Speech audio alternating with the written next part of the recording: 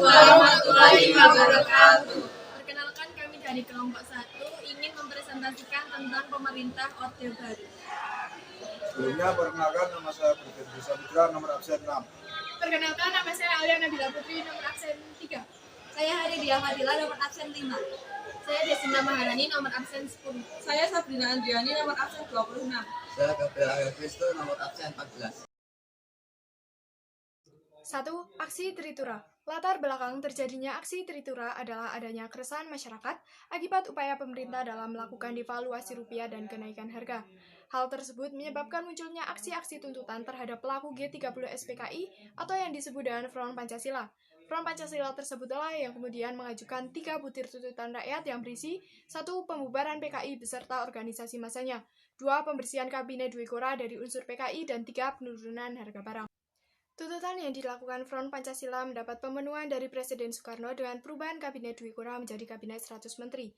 Namun hal tersebut malah menimbulkan bentrok antara pasukan Cakrabirawa dan para demonstran, serta dikeluarkannya Ikrar Keadilan dan Kebenaran sebagai bentuk protes atas pembubaran kami. 2. Super Semar.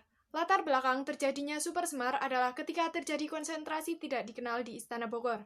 Hal tersebut membuat Presiden Soekarno harus menyusul ke sana bersama ketiga perwira tinggi Angkatan Darat, yaitu Maijen Basuki Rahmat, Brigjen Amir Mahmud, dan Brigjen M. Yusuf, untuk kemudian diadakan pertemuan untuk merancang konsep surat perintah yang ditujukan kepada Letjen Soeharto.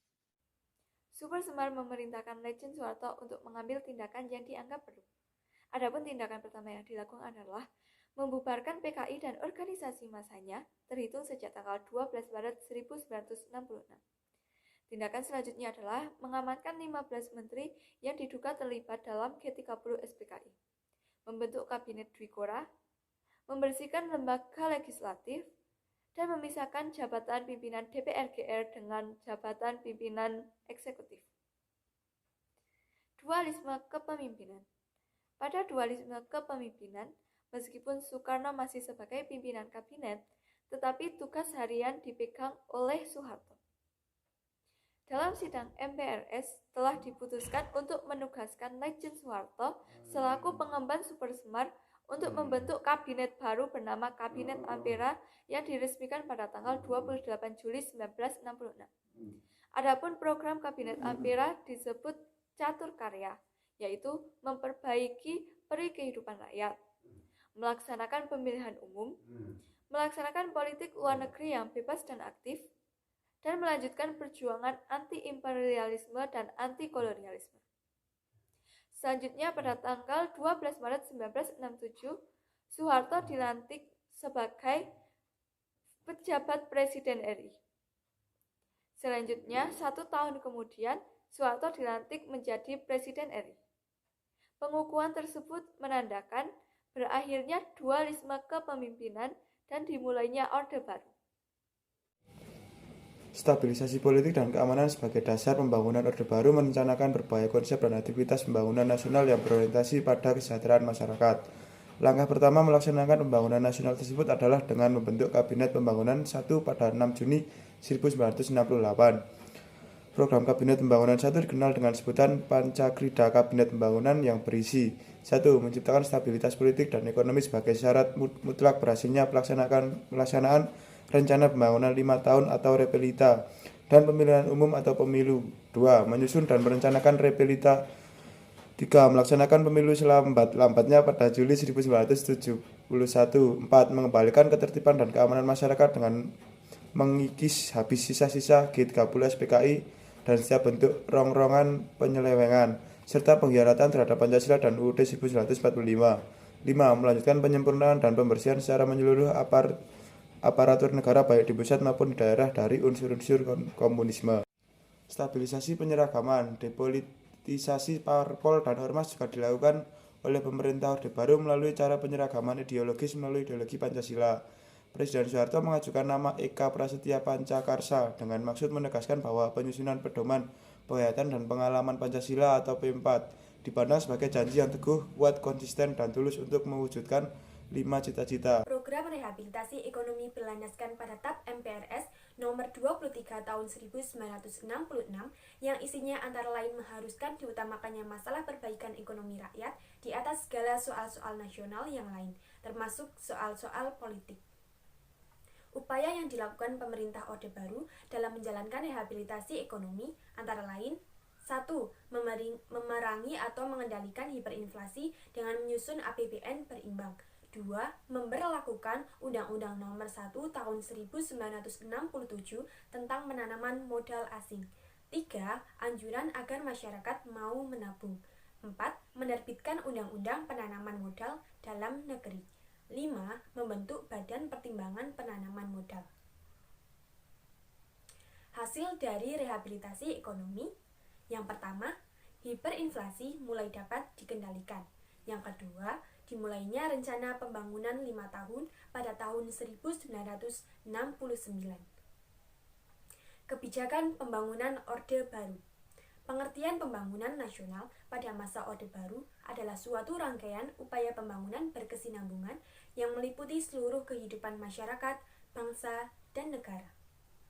Landasan untuk mencapai tujuan pembangunan nasional adalah landasan ideal atau Pancasila, landasan konstitusional atau UUD 1945, dan landasan operasional atau GBHN. MPR menetapkan garis-garis besar haluan negara untuk mewujudkan tujuan nasional. GBHN merupakan pola umum pembangunan nasional dengan rangkaian program-programnya yang kemudian dijabarkan dalam Rencana Pembangunan 5 Tahun atau Repelita. Pemerintah Orde Baru berpedoman pada 3 konsep pembangunan nasional atau disebut trilogi pembangunan, yaitu 1. Pemerataan pembangunan dan hasil-hasilnya yang menuju pada terciptanya keadilan sosial bagi seluruh rakyat. 2. Pertumbuhan ekonomi yang cukup tinggi. 3. Stabilitas nasional yang sehat dan dinamis. 8. Jalur pemerataan pembangunan. 1. Pemerataan kebutuhan pokok rakyat, khususnya pangan, sandang, dan perumahan. 2. Pemerataan kesempatan memperoleh pendidikan dan pelayanan kesehatan. 3. Pemerataan pembagian pendapatan. 4. Pemerataan kesempatan kerja. 5. Pemerataan kesempatan berusaha. 6. Pemerataan kesempatan berpartisipasi dalam pembangunan khususnya bagi generasi muda dan kaum wanita. 7. Pemerataan penyebaran pembangunan di seluruh wilayah tanah air. 8. Pemerataan kesempatan memperoleh keadilan. Integrasi Timur-Timur disebabkan oleh adanya perang dingin dan konsentrasi antara geopolitik kawasan Asia Tenggara yang saat itu terjadi perebutan pengaruh antara blok barat dan blok timur. Pada 1975, Amerika Serikat mengalami kekalahan di Vietnam dan menyebabkan berdirinya pemerintahan Republik Demokratik Vietnam yang komunis saat itu sama di wilayahnya Portugis atau disebut juga dengan Timur-Timur. Terjadi krisis politik. Krisis tersebut terjadi sebagai dampak kebebasan yang dipimpin oleh Jenderal Antonis de Spinola. Adanya perubahan pemimpin Timur-Timur dibolehkan mendirikan partai politik. 1. União Democratic Timorense atau disingkat dengan UDT yang menginginkan Timur-Timur menjadi negara bagian Portugal. 2. Frente Revolucionaria de Timor-Leste Independent yang partai ini menginginkan Timur-Timur menjadi negara merdeka. Dan yang terakhir, Asosiasi Popular Timorense, dan dengan disebut partai ini menginginkan bergabung dengan Indonesia. Dampak kebijakan politik dan ekonomi masa Orde Baru. Pada pemerintah Orde Baru, dalam upaya menegakkan stabilisasi nasional secara umum sudah berhasil. Dampak positif Orde Baru yaitu pembangunan ekonomi berjalan baik dengan pertumbuhan ekonomi yang tinggi, Indonesia menjadi swasembada beras, penurunan angka kemiskinan di Indonesia memberi kesejahteraan pada rakyat, penurunan angka kematian bayi, dan angka partisipasi pendidikan dasar meningkat. Di bidang politik, pemerintah Orde Baru cenderung bersifat otoriter. Presiden mempunyai kekuasaan yang sangat besar dalam mengatur jalan pemerintahan. Pemerintah pun menjadi bersifat sentralis. Pemerintah Orde Baru juga dinilai gagal memberi pelajaran berdemokrasi yang baik. Demokratisasi yang terbentuk juga didasarkan pada praktik KKN, korupsi, kolusi, dan nepotisme.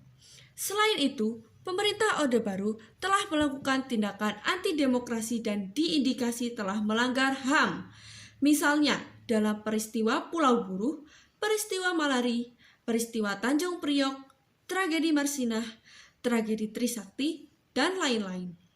Dengan situasi politik dan ekonomi di atas, maka terjadi pembangunan nasional Orde Baru yang meningkatkan Gross National Product Indonesia.